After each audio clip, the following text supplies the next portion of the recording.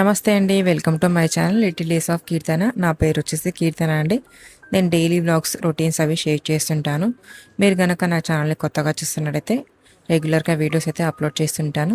Channel అయితే subscribe చేసుకోండి. ఇక్కడ వచ్చేసి శ్రావణ శుక్రవారం రోజు వ్లాగ్ అయితే షూట్ చేశానండి. సెకండ్ వారం అనమాట, వరలక్ష్మి వ్రతం ఉంది కదండి, ఆ రోజు అయితే షూట్ చేశాను అనమాట. మాది వచ్చేసి యాక్చువల్గా తెలంగాణ అనమాట. మా ఫ్యామిలీ బ్యాక్గ్రౌండ్ వచ్చేసి మా అమ్మ నాన్న ఇద్దరు వచ్చేసి ఫార్మర్స్ అండి. నా మ్యారేజ్ బిఫోర్ వరకు నాకు ఇక ఇలా వ్రతం ఒకటి ఉంటుంది శ్రావణ మాసంలో, ఇలా పూజలు ఇలా చేసుకుంటారనేది నాకు అసలు ఐడియానే లేదనమాట.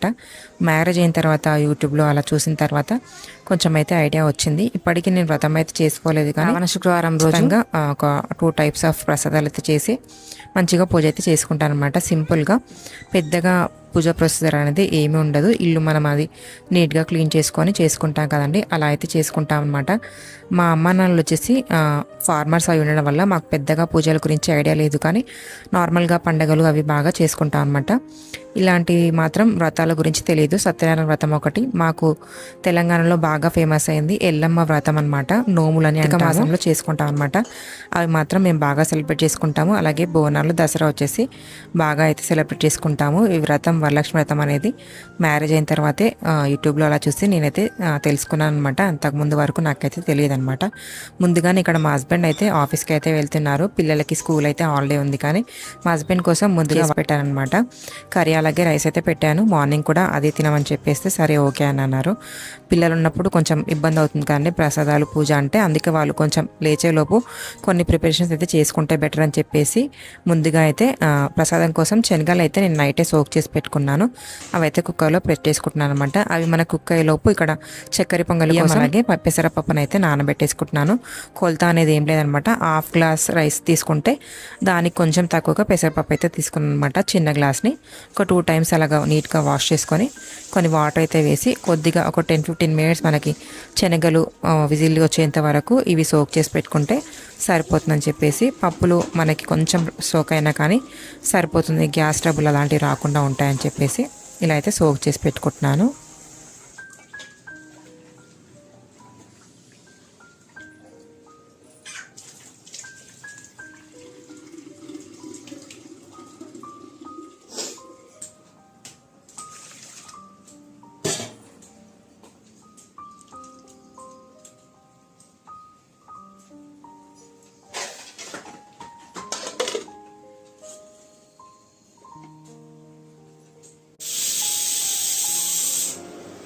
నేను ఇవన్నీ పనులు చేస్తుంటే విజిల్ సౌండ్కి మా పిల్లలు అయితే లేచేశారనమాట. ఇంకా నేను ఇల్లు క్లీనింగ్ అయిపోయింది. కొంచెం సాంగ్స్ అవి పెట్టుకొని పని చేసుకుందామని చెప్పేసి సాంగ్స్ అయితే పెట్టుకుంటున్నానండి. మా పిల్లలకు నచ్చిన సాంగ్సే పెట్టనిస్తారు, లేకపోతే పెట్టనివ్వరు అనమాట. వాళ్ళకి కొంచెం సాంగ్స్ ఈజీగా క్యాచ్ అయ్యేలాగా దేవుని పాటలు అయినా సరే వింటారనమాట. నేను అప్పుడప్పుడు దేవుడి పాటలు కూడా పెడుతూ ఉంటాను. మా వాడికి అయితే చాలా ఇష్టం అండి దేవుడి పాటలు అయితే. మా హస్బెండ్ అయితే ఆఫీస్కి రెడీ అయిపోయారు. నేనైతే ఇక్కడ పూజ కోసం ప్రిపరేషన్ అయితే చేసుకుంటున్నానండి.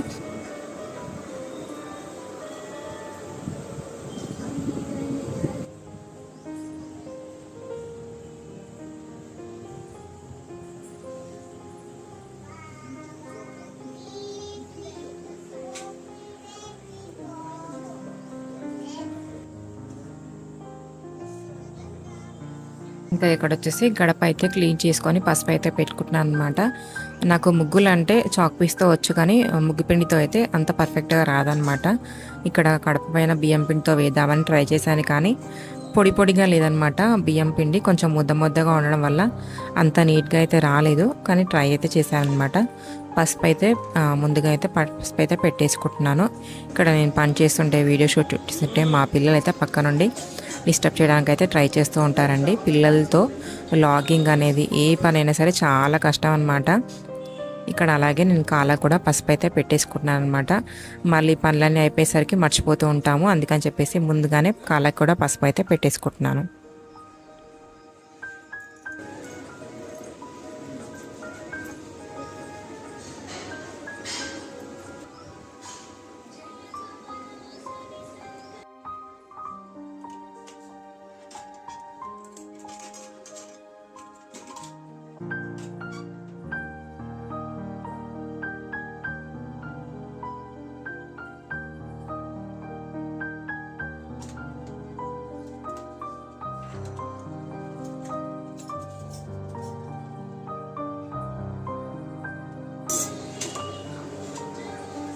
నేను ఇవన్నీ పనిచేసేలోపు శనగలు కూడా ఉడికిపోయాయి అనమాట. ఒక 5-6 విజిల్స్ అయితే ఉంచానండి, అంతకన్నా ఎక్కువ అయితే అవసరం లేదు.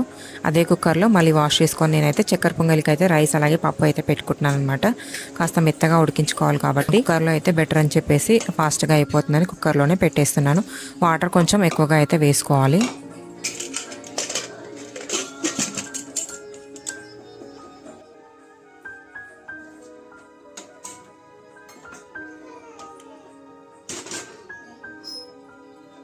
టూ 3 విజిల్స్ వచ్చేలోపు నేనైతే పూజా గదిలోకి అయితే వెళ్ళానమాట. మాకు సపరేట్గా పూజా గది అయితే లేదండి.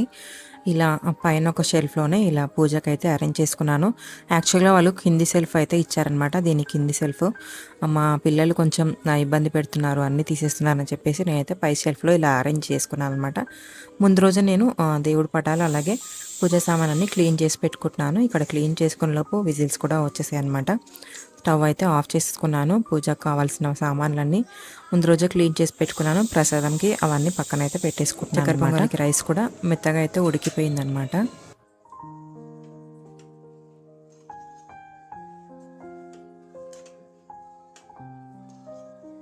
ఇక్కడ రైస్ని అయితే మెత్తగా స్మాష్ అయితే చేసుకుంటున్నాను. ఇది ఉడికిపోయింది కాబట్టి ప్రిపేర్ చేసుకుంటున్నాను. ఇక్కడ ముందుగానే నేను నెయ్యి వేసేసి డ్రై ఫ్రూట్స్ అవి ఫ్రై చేసుకుంటున్నాను అనమాట.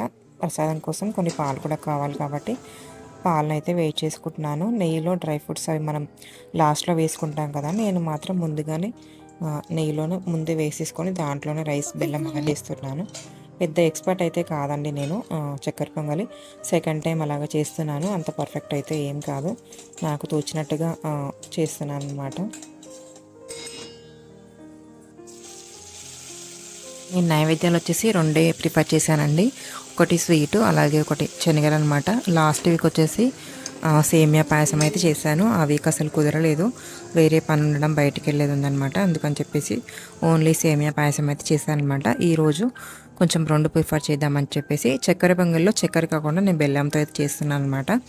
అలాగే శనగలు కూడా ఉడికించుకొని పోపు అయితే పెట్టేసుకుంటున్నాను. పోపు చేయడం ఒకటి వీడియో అయితే మిస్ అయిపోయింది. నా దగ్గర బెల్లం పౌడర్ ఉంది కాబట్టి నేను యాస్టీస్ ఇలాగే యాడ్ చేశానండి. మీ దగ్గర మనకి క్యూబ్ లాగా ఉంటుంది కదండి బెల్లం, అది కనుక ఉంటే ముందుగానే దాన్ని కట్ చేసి వేరే గిన్నెలో కరిగించుకొని మనం వడకట్టి కనుక వేసుకుంటే చెత్త అనేది మనకు ఏది రాకుండా ఉంటుంది. నా దగ్గర పౌడర్ ఉంది కాబట్టి నేను డైరెక్ట్గా ఇందులోనే యాడ్ చేసుకుంటున్నాను. ఇది కాస్త కరిగిన తర్వాత స్టవ్ ఆఫ్ చేసుకొని నేను పాలు అయితే యాడ్ చేశానండి. మనం ముందుగానే వేసేస్తే కొన్ని బెల్లం మనకి విరిగిపోతుంటాయి కదా, రిస్క్ ఎందుకని చెప్పేసి వేడిగా ఉన్నప్పుడే స్టవ్ ఆఫ్ చేసేసి పాలు కనుక వేసి ఆఫ్ చేసి మనం కలిపేసుకుంటే మిక్స్ అయిపోతుంది అనమాట. ఎక్కువగా ఉడకాల్సిన పని లేదు. రైస్ అలాగే పప్పు రెండు మనకి ముందుగానే మొత్తగా ఉడికిపోయాయి కాబట్టి ఇంకా ఎక్కువసేపు స్టవ్ మీద ఉంచే పని అయితే లేదని చెప్పేసి నేనైతే ఇలా చేస్తుంటాను అనమాట. పాలు విరగకుండా రావాలంటే మనం ఇలా ట్రై చేసుకోవచ్చు.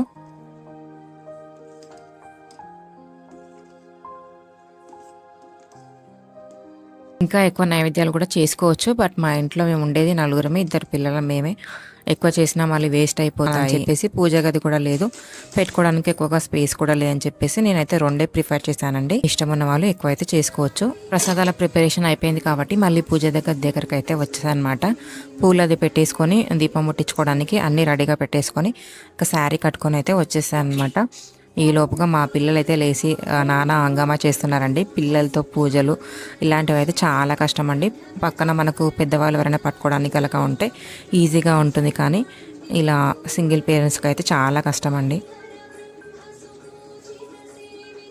పిల్లల చదువుల కోసం, హస్బెండ్ జాబ్ కోసం మేము కూడా సిటీ అయితే వచ్చేసామండి. మాకు ఓన్ హౌస్, ఇంతకుముందు ఓన్ హౌస్లోనే ఉండేవాళ్ళం. నాకు యాక్చువల్గా వేరే యూట్యూబ్ ఛానల్ అయితే ఉందన్నమాట. అది నాకు గ్రోత్ అనిపించట్లేదు అని చెప్పేసి కొత్తగా ఈ ఛానల్ అయితే స్టార్ట్ చేశానండి. ఇంతకుముందు ఆ ఛానల్లో మా సొంత ఇల్లు వీడియోస్ అవి ఉండేవి. పండగలే ఖచ్చితంగా మా ఊర్లోనే సెలబ్రేట్ చేసుకుంటాం అనమాట. ఇలా వన్ డే పండుగలు ఉన్నప్పుడు మాత్రం హస్బెండ్కి వీలవ్వదని చెప్పేసి ఇక్కడే ఉండిపోతాము. ఈలోగా నేనైతే రెడీ అయి వచ్చేసాను అనమాట. ఇలా సింపుల్గా నా దగ్గర కోటా శారీ కొత్తది ఉంటే దాన్ని అయితే కట్టుకున్నాను అనమాట. పెద్ద హడావిడి ఏం లేదండి, సింపుల్గా ఇలా నా దగ్గర ఉన్న శారీని కట్టుకొని ప్రసాదాలు అయితే దేవుని దగ్గర పెట్టుకొని సింపుల్గా పూజ అయితే చేసుకుంటున్నానండి.